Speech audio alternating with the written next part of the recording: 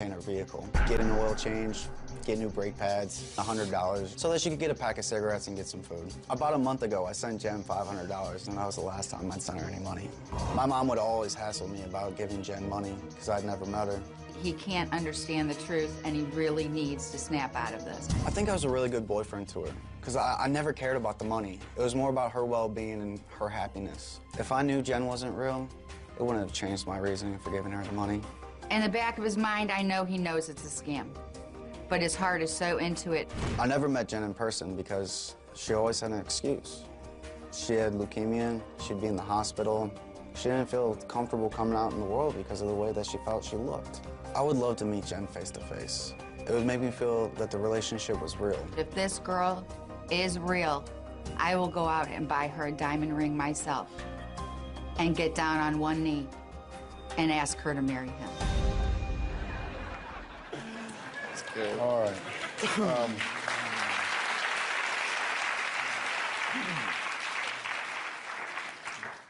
Well, it's good to meet you. I'm glad you're here.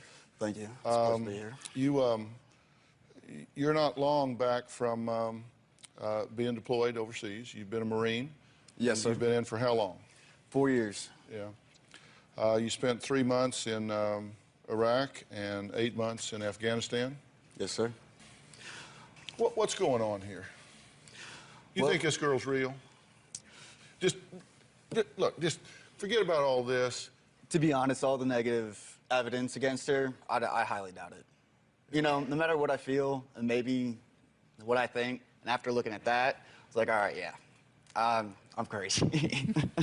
Not literally crazy, but, you know, I got caught up in a moment of emotional vulnerability. So yeah. I feel like I got consumed by it, you know, so now it makes more sense. You said that even if you knew she wasn't real, it wouldn't change the reason you gave her the money. Mm-hmm.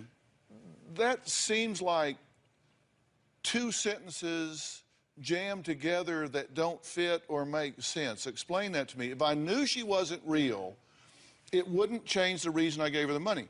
Now, if you knew she wasn't real, then you would know the illness wasn't real, the cancer wasn't real, the need for the money and the treatment wasn't real, but you would give her the money anyway. So why were you giving her the money? What's done is done. I can't go back and change that. The reasoning behind that, the emotions that I had felt and the connection that I thought that I had with this girl, you know, meant a lot to me at the time. But if I found out that she was fake after having already done this, I can just walk forward.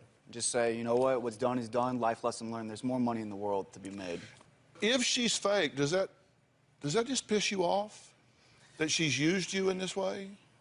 It does, absolutely. Okay, so here comes this girl, and it's an online relationship, so there's no real demand there. It's kind of safe. She's sick, has a broken wing, so to speak, so you're just caring for her and nurturing her. You know, I can give her a little money, feel good about myself, talk to her all the time, get to know her, vent out the emotions that I have, and then go back to what I'm doing day to day, going back to training or work. So, but you proposed to her? Yes. Actually, she had said that I love you and I want to get married. And then I said, you know what, I love you too, and I would be more than happy to be your husband. So then we made it official over Facebook, but in the back of my mind, I know, Facebook.